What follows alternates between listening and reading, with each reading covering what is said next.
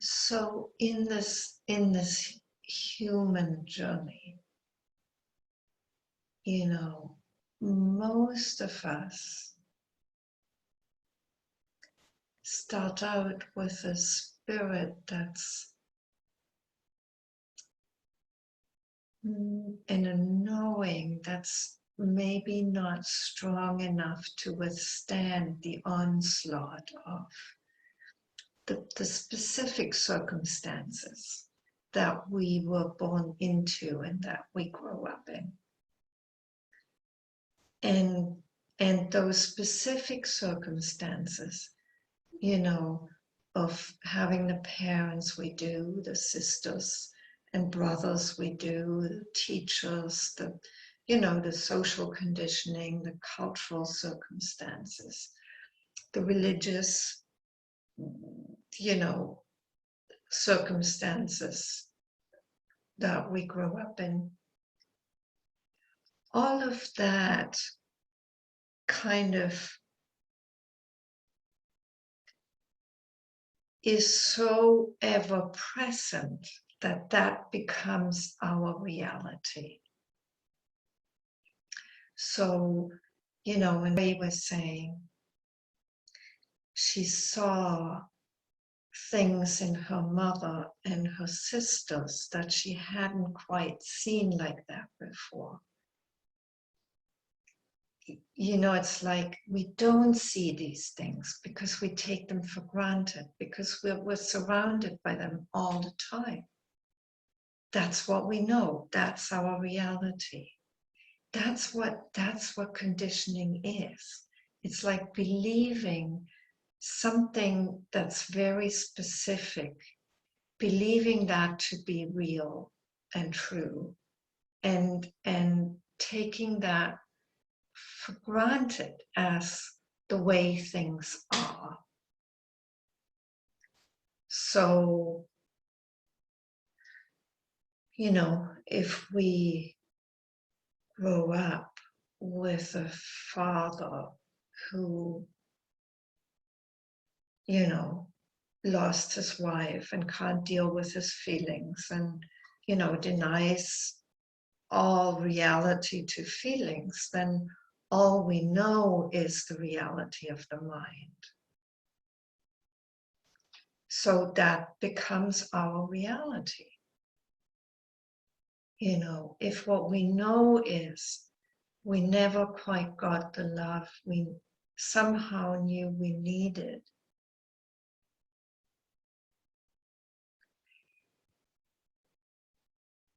we knew in our being, but somehow, it's like it translated into, what do I need to do to get the love I need?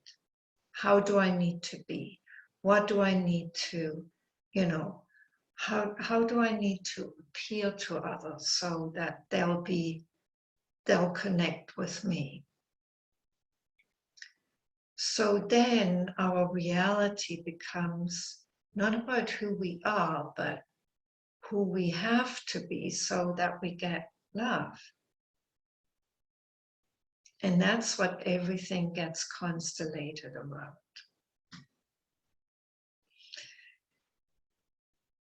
And these are very specific circumstances that we grow up in and that somehow become our world, our reality. That's what we take for granted.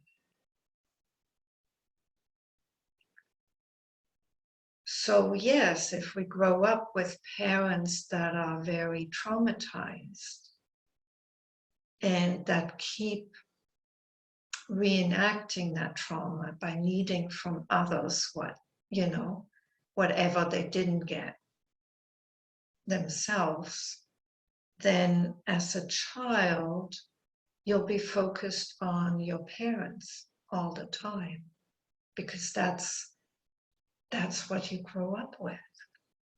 And then it does become difficult to actually know, well, what is it? What is it that I need? What's my reality here?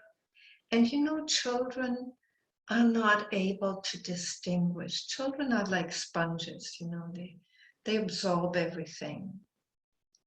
They have no, as children, we have a very vague sense of what is true for us. And because mostly that doesn't get reflected back to us by adults and by others around us, it gets totally covered over by the reality that we're surrounded by. And that's then what is our only reality. So then we're kind of lost in the conditioning that we grew up with. And something in us sooner or later says, something's not right here. Something's not true here. Let me look for what's more right, what's more true. There's something I've got to find, and I don't even know what that is, but there's something I've got to find. That is more real. That feels like, that's the real deal. That's the truth. That's it.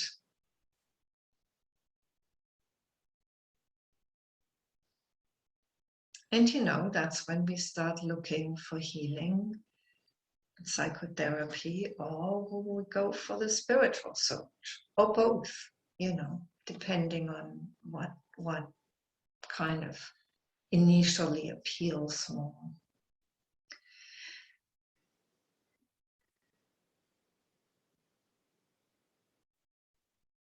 And so then we start seeing with new eyes what doesn't feel quite right, what doesn't feel quite true, and what we start seeing as conditioning, and we start seeing more and more. And we start seeing more and more of what is just kind of emotional response, but somehow doesn't have truth to it. And what really does have deep truth in us to it. That we might then start calling intuition, or our truth, or the deeper truth. And so there's this kind of this discernment that's starting to happen. It's like, yes, I can see that's what I used to take for granted. But I can see that that's not working for me, or I can see that that's painful, or it's simply not true. It doesn't feel true. And so we keep looking for what feels more real and more true. And that sends us back to ourselves, really, ultimately. And, we're still in a body, so there'll be things that'll be very specific to us. Like, say,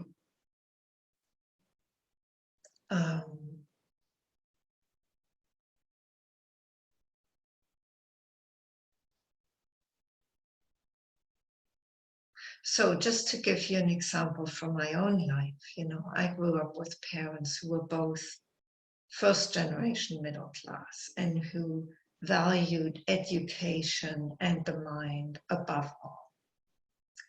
So that's what I took for granted.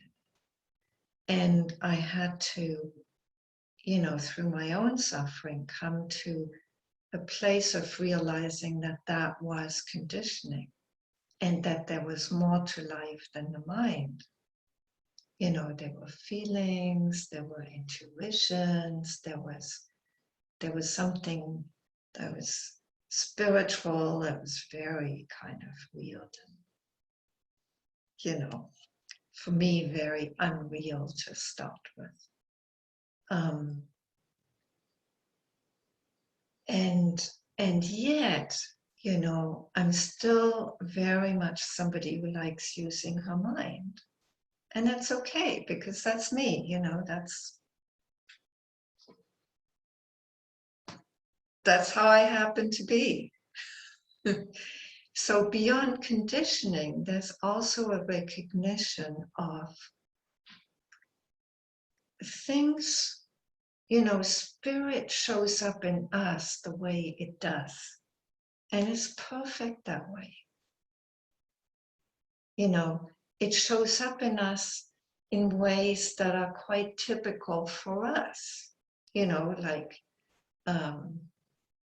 you know, we may just be happiest when we do things for others, because that's what feels the most natural, you know. And there's absolutely nothing wrong with that. If it really arises genuinely in the moment, you know, it's just something that arises in the moment. You know, there's a thought that arises, there's a doing that arises, there's a feeling that arises. It's perfect. You know, there's nothing wrong with that. There's a knowing that arises, deep knowing, you know. Could call that intuition, you could call that just a knowing. So we keep coming back to us, which is ultimately actually coming back to spirit as it manifests in the moment, you know, being as it manifests in the moment, in an emotion, in a sensation, in a thought, in a need, in a movement, a reflection, whatever it is, you know. It's like the more we recognize what is conditioned and habitual and doesn't feel true, doesn't feel deeply true, the more we can also recognize what actually does feel really more deeply true.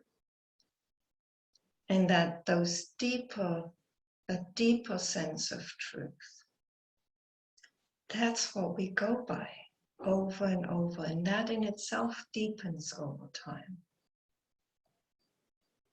And ultimately that brings us to a knowing that whatever shows up here is really nothing to do with us as a person. It just is what it is, you know. It's nothing personal. It just arises as it does. That's the non-dual truth, you know. It's very simple. It's really, it's not a big deal. It's just realizing that things just happen to be as they are here. You know, I happen to be of German origin, you know, have the parents I do, have the tendencies I do. And all of that is ultimately just what is. It's how being manifests here, you know, just as being manifests in you the way it manifests in you. And it's unique in all of us. And this journey, you know, to come back to that reality, at the beginning feels like it's a more personal journey. It's a more personal discovery, you know. We discover our truths. And it's true that these truths arise here, you know. What is felt here. What is sensed here. But ultimately, it's not very personal. But you know, you don't have to even know that. The important thing is that you keep coming back to this here, the sense of truth here, because that's your guiding light. That's what makes you realize, oh, you know, I see something in my mother that I haven't quite seen like this before. And now I can see it in my sisters too. And I see it in myself. And I can see that that's kind of not very deeply who I am. It's just how what I happen to have been surrounded by and what I took on myself to the extent that I did.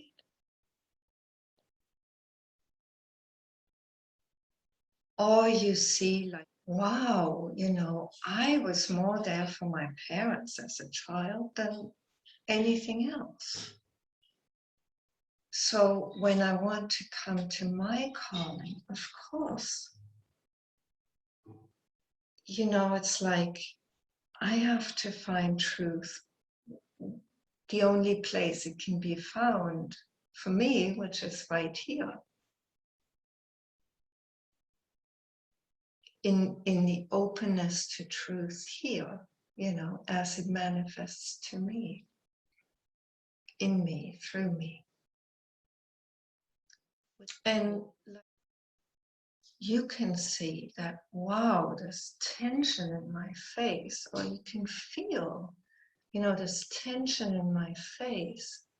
It tells me something about what I'm trying to do. There's a tension is always something's contracting because there's a movement that gets stuck. So when you become aware of that, that's precious, because then you can ask yourself, well, what is it that's actually not stuck? What is it that's actually alive right now in me, in this moment?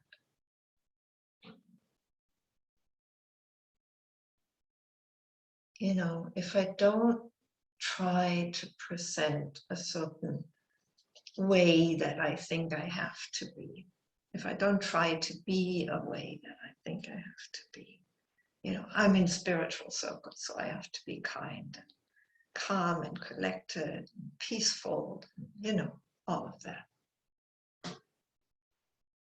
So if I drop all of that, what's true in this moment?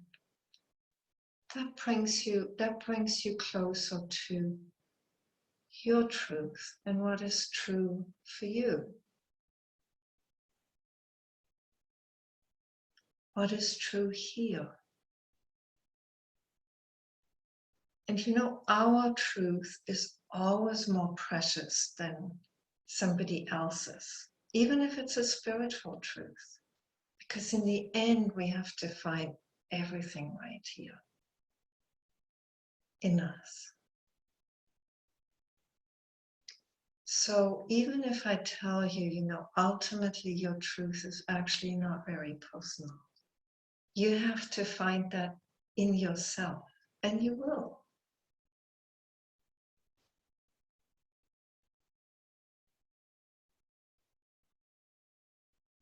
Because sooner or later, we all come to that, you know. It's inevitable. And if you keep following this yearning for truth, this yearning for the divine,